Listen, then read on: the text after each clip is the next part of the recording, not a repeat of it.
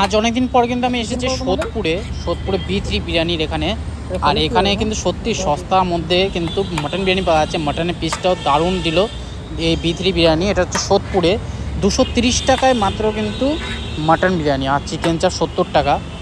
আর তোমরা যে চিকেন বিরিয়ানি খাও, চিকেন বিরিয়ানি 140 টাকা। আর রাইসের কোয়ান্টিটি দেখলে সত্যি মনটা ভরে গেল। 230 টাকার মধ্যে আজ দিবাপিতে না গিয়ে, দিবাপিতে 330 টাকা নেয়, সেই জায়গায় 230 টাকা মাটন বিরিয়ানি নিলাম এখান থেকে।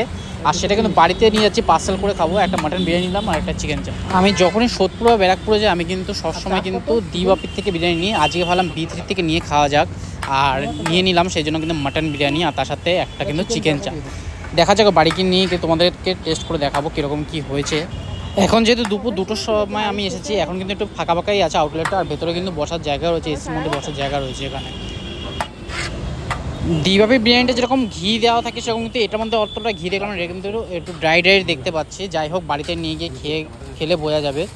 আর এখানে কিন্তু চিকেন বিরিয়ানিটা চিকেন মানে হাড়ির থেকে দেওয়া হয়, যেরকম দিবাপিতে যেরকম দেওয়া হয়, কিন্তু হাড়ির থেকে না, চিকেন চাপ থেকে কিন্তু চিকেন বিরিয়ানি ইউজ করা হয়। এটা হচ্ছে চিকেন চাপ। চিকেন চাপটা কিন্তু সত্যি দারুণ, দেখো কালারফুল, এত সুন্দর বড় বড় পিস। এটা কিন্তু মাত্র 70 টাকা। আমরা কিন্তু লেগ পিস বলছো, লেগ পিস আমি নেবো না, আমি নিলে কিন্তু সলিড পিসই নেবো। সলিড পিসে বেশি মাংস থাকে।